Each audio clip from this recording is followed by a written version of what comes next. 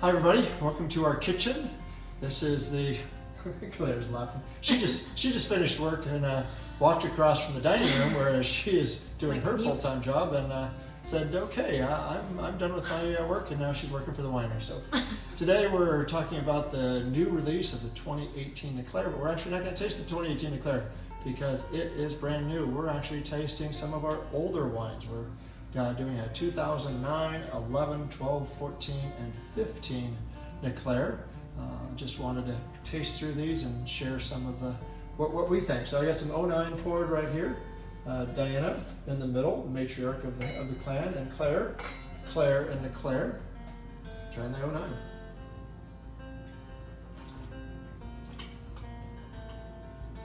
Well, that is, I'm happy to drink that. Boy, that is still fresh and young. Oh, this is just lovely. So Claire, share the story when you were working as a concierge at the winery and someone came up and asked about your name.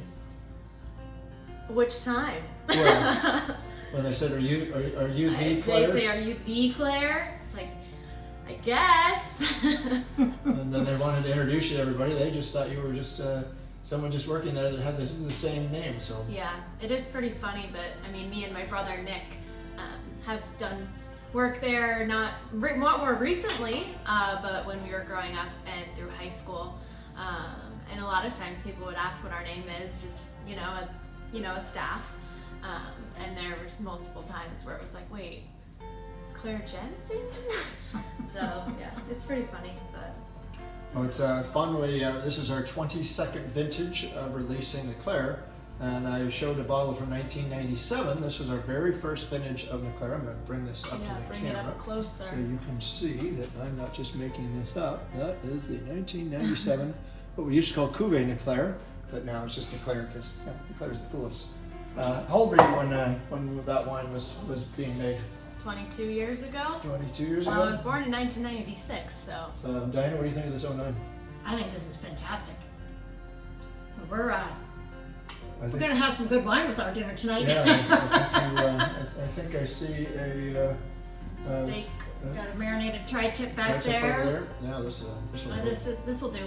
This will do. Oh, I hate to do that. Oh. Well, this is for professional purposes. So that's the 09. So Diana, you want to share the story of how we came up with the name Niclaire? I always like this one because it makes me look good.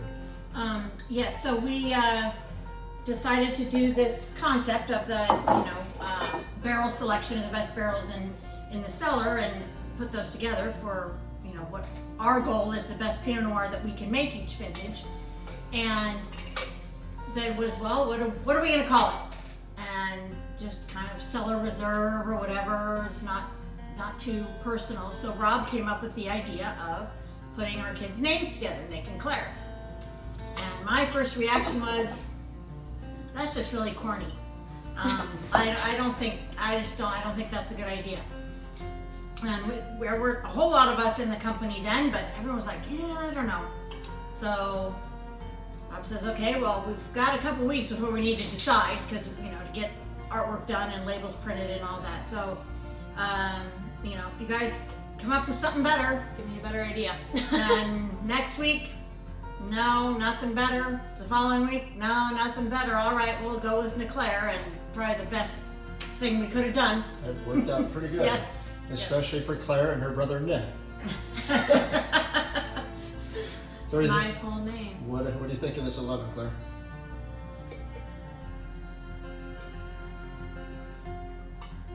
It's beautiful. Yeah. It's the 11 vintage we've talked about was a tough harvest. So this has got a lot of great gracious characters. There's Boss. He wants to be let out. Welcome to our home. You want to let him out? This is going to go fantastic with that tri-tip. The marinade and the herbs and the tri-tip. There's a really great cranberry, dried cherry character in this. But if you Incredible concentration. Yeah, if you have this in your cellar, boy, this open up a bottle. Or if you have more than one, you're probably going to open more than one. So we're a couple videos ago, we got asked about the ageability of our JRS wines, and I talked about it all depends and so forth. But one of the things that didn't really fully address is, well, what are some examples of some wines that have aged exceptionally well? Now, this is a 2012, and this I've tasted quite a few times before. I think it's going to age exceptionally well. We had a few wine writers in from the East Coast and from California last year, and we opened just a couple of our very last bottles of 2001 Niclaire. Actually, we opened one at the Professional Wine Society of Santa Clara Valley as well, in a vertical of 5 different Niclaires, and half the group there thought the 2001 was their favorite. Many people said it was very reminiscent of a European Pinot Noir. So yeah, we're just drinking some babies here that are 11 and 9 and 8 years old. So if you have the ability to store some of these wines, they will go 20 years. But I think they drink pretty good now. Diana, I'm not complaining. This is also just. Yeah, I love there's an extra freshness and richness in the fruit. Mm-hmm. It's almost kind of a great California Pinot Noir, and this is almost more of a European style Pinot Noir. But they're all representative of the vintage. So the ageability, the concentration, they are just meant to be elegant, and that is. We did pretty good. I think so. Yeah. Bill and his team, they know what they're doing. They do.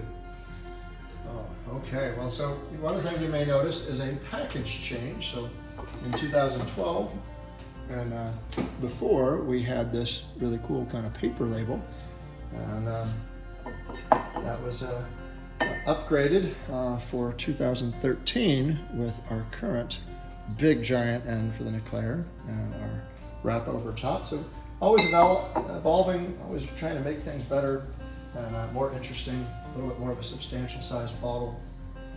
But we work very hard to make sure that it fits in most wine cellars. So hopefully it fits in yours. Because if it doesn't, then I guess you have to drink it. Okay, let's go on to the 14.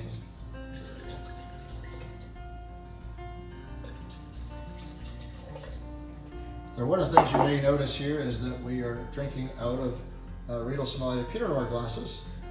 They are 1 liter glasses, which is kind of rare and a little bit crazy.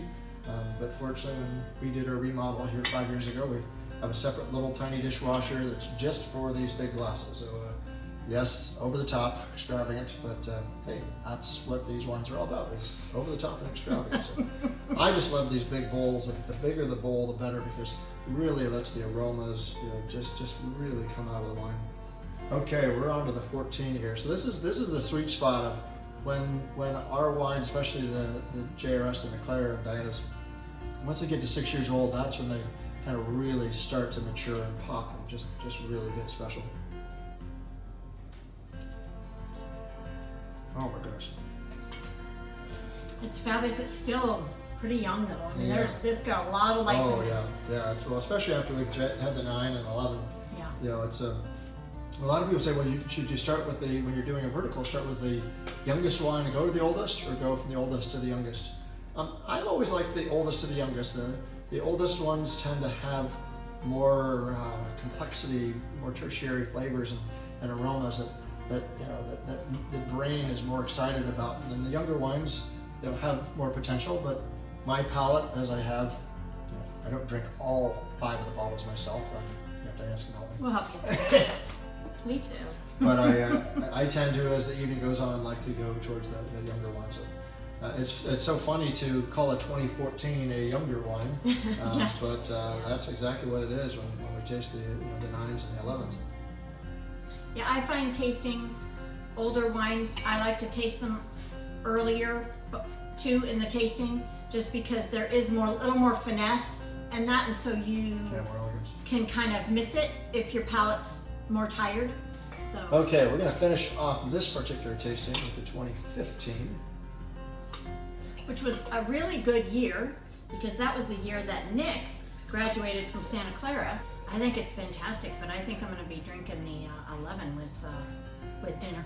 Yeah, that's. I think I'm going to be doing the 09. Do you have a favorite of the flight? Are we doing a bottle apiece? No. Not on camera. I think the 11 was my favorite as well. Yeah. It's got that kind of 8 or 9 years old, so So the 2017 last year was one of Connoisseur's Guide's top 10 wines of the year, which we're super proud of at 95 points. Anthony Diaz Blue has already given the 2018 a 95-point score, so we are just thrilled that that critical acclaim is continuing at such great reviews. But what is really the most important is that you guys, hi boss, hello Tristan. That's great.